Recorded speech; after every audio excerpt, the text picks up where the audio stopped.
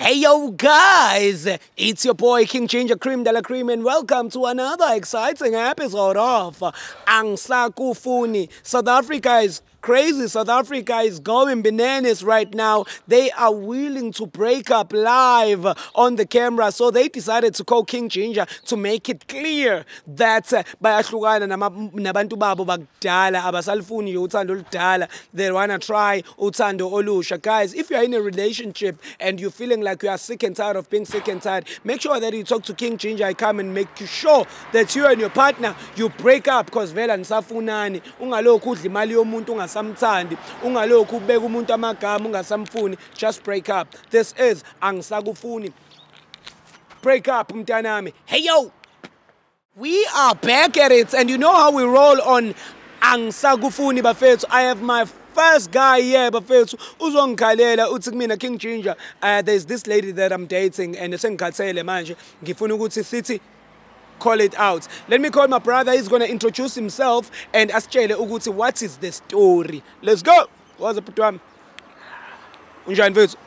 Shap nazo. Khuluma nami mfethu, uba igama.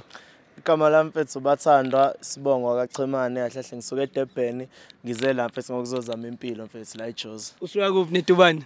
Elovu kaSiphi. Salute Elovu bafethu kaSiphi. Big up bafethu. King Ginger Cream de la Cream. As you all know, when I'm in Durban, I represent Umlazi bafethu, AA section kwayu bafethu. Uyalazi udaba. Uyalazi udaba. Danko baba wami. So nje yami egoli mawufika wathola umuntu. Take us in. Ubani lo siso othandana naye and then qala kanjani ukuthandana? Usisi mfethu igama lakhe Nthabisengi. Sihlangane naye eBramley ilodge nje mfethu kumnandi kujive kuphuza sona mahamba namajitami ngambona mfethu the way nje mfethu angakhona indlela enza ngayo yangichaza kakhulu yabo because umuntu obukeka ematured yabo and stuff. So yeah, ngase saqala xhumana naye nje because ngoba ukuthi siyathandana. Power to them, my brother. Cha mfethu kuyangijabulisa ke ukuzwa lokho. So and then what went wrong mfethu? Yini lena manje sikwenza ukuthi ke mfethu uthi kumina ucela ukuthi ngizokusiza ukuthi umshiye? Njami mfethu umuntu right mfethu and umuntu engimthanda but manje mfethu inkinga la ikhona uthi kwezinye ikhathi ubuya ngangihloniphi yabo because I think financially uyena ngathi ungcono. So mina ngisawu umuntu mfethu ongokobi netoho eliqondile la eJozi yabo ngisawu umuntu ohlanganisayo. So I think kwezinye zezikhathi ubuyathatha advantage yaloko agcina sengibukanisa nabantu ke mfethu yabo nje izinto zakhe azenzayo akhombisi nje mfethu uthi uyangihlonipha nami njengomjida mfethu angiyiboni yabo ngibalance mfethu ngenxa ukuthi manje ungithatha nje nanoma yabi kanjani mengabe kuthiwa yena uyahamba ayojiva enzeni and mina ngalesikhathi ngimbona ngibona umuntu omatured mfethu yabo ukuthi ngingancenga naye. So manje izinto asezenza it's like ungijikelile nje wangivezela le side ubungalazi mfethu and mfethu le side lela liveza mfethu seliveza ngomlilo mfethu mfethu yabo. So iyona leyo mfethu ighost ebona ukuthi umuntu nje ngifuna mina ke ungistekele ama facts ukuthi wena uthi awusamfuni ngoba ngithatha kancane mfethu angihloniphi even if cause sonke siyaba busy mfethu but ukuthi mfethu angitshela ukuthi mengabe kuthi uzohamba maybe for i-weekend izinto ezinjalo mfethu ngizazi hayi ukuthi ngiqhamuke nasengimbona udakiwe iphenti aligqokile mfethu angisho kabi but iphenti aligqokile mfethu uthi manje liphambe yabona mfethu uzothi lo muntu benzani mfethu entweni enja mfethu mususheka mfethu mama ususheka mfethu kwezinye zezikhathi mfethu ngiqala ukunderstand yabo cause mhlawumbe bephuzile benabangani bakhe but manje nami ngigcine ngizwa nezinkulumo ezibhedayo but angingazo yabo ngifuna nje yena mfethu ukuthi if bekuzoba ngcono if ube umuntu okwazi ukuthi angihlonipha ngitshethi ngizoya somewhere ngibuye le so awusamfuni abethi ngeke ngifuna umyeka ngifuna ukumtshela mayiqhamuka lana njengoba kuyi angisakufuni lena ehostel King Ginger yini ufuna ukuyisho kuyena fanele uqala usho angisakufuni ngoba angisamfuni ngoba empilweni uzongibambezela mina bethi ngumuntu ofisa ukuya phambili. So yena usamuntu osakhonza ukudlala so nje angimfuni mfethu eduze kwami. No problem my brother. Ngifuna ukumyeka mfethu. Okay, yasokwenza njani ke manje? Sizomfonela. Angithe ubloma ngayi. Ubloma la Okay. So sizomfonela akayazi number yami. Uzocela ukuthi ucela ukuthi aphume eze estradini. Okay, sure. And then sikwazi ukuthi sihlangane naye. So efonini uyi-introduce usho wena ubani khona ezokwazi ukuthi ukhuluma nobani azokwazi ukuthi asheshe aphume. Thank you Vusi. Yeah, keep inamba yakhe phela khona soyidala. Shuyazi ngekhanda inamba yemama. Lutho please. Okay. Okay, yeah. Ibidayila ke. All right, guys, as he's still dialing, uzoyifaka kwi-loudspeaker. As he's still dialing, bafethu, you know what's the story? It's going crazy, it's going bananas, bafethu. Sifuna umamazi ukuthi aphumele estradini sikwazi ukuthi simbone. Hello. Hello mama, nitsobise njani? Ngiyaphila. Okay, ukhuluma nobathandwa la, umuntu wakho. Ukhuluma nobathandwa. Yebo njani. Hawu babe, awuyizwa any voice, ayibo. Okay. All right. Bengicela ukukhuluma nawe la kunento serious bengifuna ukuthi siyikhulume so bengicela bandla uphumele laphandle. Ubephi manje? La ekhonini kahle kahle. So ngizoqhamuka lapho kini. Nginenkinga. Okay, sharp. Ngiyabona. Okay, sure. Uthukhona mfethu. So my brother siyakuye ke mfethu wena uzohamba phambili ke mfethu yabo. Imic yakhe on mfethu ungabe nje uqala mfethu mawufika kuyena mfethu ukhulume nawe usho nje ukuthi akuse khona into ofuna ukukhuluma naye mina ngizobe sengiyasondela sikwazi ukuthi ke mfethu umcacisele mfethu ayibo leyo nto all the best ke mfethu siyakulandela ke ngabe uya khona ke solandela wena ngemuva thina. Okay, sure. As you all know, bafethu, this is Angisakufuni mfethu. We are breaking up the chains. Siyaqaqa amaketango manje abantu bayahlukana manje. Ziyakhala. Hamba mfethu.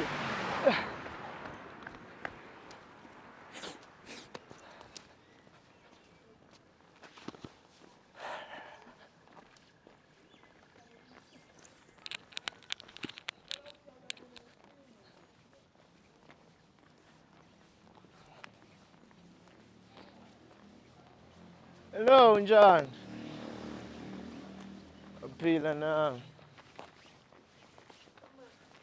Oh, ngiphuma ngala. All right, sir. Hello. Sawazi yaphila. Alright. Mina right nami. Hey, azini into ebiserious ebengifuna siyikhulumeke lana. Sure, sister. Hello. Unjani? Shapshap secasimele ngalana guys because ngibona ngathi ngalapho kunamakhaza kuyabanda la ngakini. Nihlala kanjani endaweni ezibanda kanje? Oh mina nguKing Ginger siswami. Angithi wasangala my brother. Uyamaza ngithi my brother? Yebo ngiyamazi. Okay. Hayi no siswami. My brother usitshela izinto ezinhle kakhulu ngani nge-relationship ye another way omthanda ngakhona another way enthanda ngakhona and usibizile lana ukuthi sibe khona nathi futhi noma efisa ukutshela more nicer things uyayibona le nto le. So wena siswami ku relationship yenu uyibona ku relationship kanjani if I may ask before ngimiyekela ukuthi cishe ngasho ukuthi enzeni. Relationship yarona right. He's a good person, but like kamuli mo.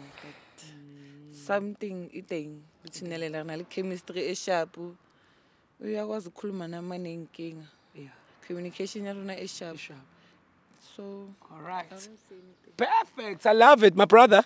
Over to you mfethu njengoba seyikhulumelile nomamazi. Casimele lana man, ilanga lana kanzanana. Godola oh. Yeah. Yeah. Madoda. So mama bengifuna ukukhuluma nawe ukuthi kahle mina ngisakufuna. Sengifisa ukuthi sihlukane ngoba unginike isikhathi ngiyibeke kahle. Kwezinye zezikhathi kuye kwenzeka uyazi nawe sihlangane right sathandana sabane ikhathi right and stuff. But manje sengizizwa sengazi ukuthi angisiyindoda manginayo ngoba manje sometimes most of the times kahle ungihloniphi yabo. Nokhamba for a weekend ungabuyi and ubuya ngiyabona isikade uphuzile ahambe nalabangani bakho labengabafuni nabo futhi abangangifuni so ngicine ngingasazi ukuthi kade uyephi at least mabe kuthiwa ubumuntu akade ungitshela si communicate ukuthi okay ngizobe ngiye la for i-weekend ayikho inkinga ngokuyophuza nabangani bakho but manje mase ukuthi usuhamba izinsuku nami futhi awukhulumi nami yakhumbula msho lunye usuku futhi usubuya nje nuyikhondom yabo ngakutshela ngaleyo nto but wangilwisa because awudakiwe mangikuvusa ekseni sesikhuluma into enjalo wena umuntu ukuthi awazi ukuthi ngikhuluma ngani so sekukuningi nabantu sebekhuluma izinto eziningi even umfowethu angitshela ukuthi kahle manje sekuyisikhathi sokuthi sekumele sihlukane ngoba mina la eGoli ngizela ukuthi ngizophanta amatoho So kade Dlala sihlangana amantombazane mtshela. Yeah, awukahle mfethu. So manje mangithi ngiyabheka it's like usungibuyisele emuva sengizizwa ngathi bekungcono ukube Akasazizwa eindoda. Akasazizwa indoda umenza. So ukhetha ukuthi uhle mo balela kungifonela wena, are you not that man enough ukuthi ungifonele ungitshela ukuthi inkinga zikuphi? Nakhona ukukhuluma uyazi uhlala ungithethisa. So mina ngizoyibeka kanjani? That's why ngize ngatshela umfowethu ukuthi ngicona ngisize ukuthi lento siyenze. Uyazazi ulako nalo ikakhulukazi masuphuzile. Unokushaya bhuti. Cha khuluma ungasafi ethi mewake kubeka isandla mfethu usho akulona ihlazo ukushawa. Kwezinye zezikhathi ke unawo kuba rough kodwa hayi mhlawumbe ukuthi azangibeka isandla yabo. But But ungenza ngizizwe ukuthi lelo sandla. Ngoba nkosami uhlulwa yini ukuthi ungifonele njengomuntu wakho uzongitshela ufuna ukungihlambalaza Hlambalaza sister angithi uyakutshela ukuthi akasakufuni ukhathele uwe ngoba wena futhi umfethu ujotile na athi ba khuri kabereka mara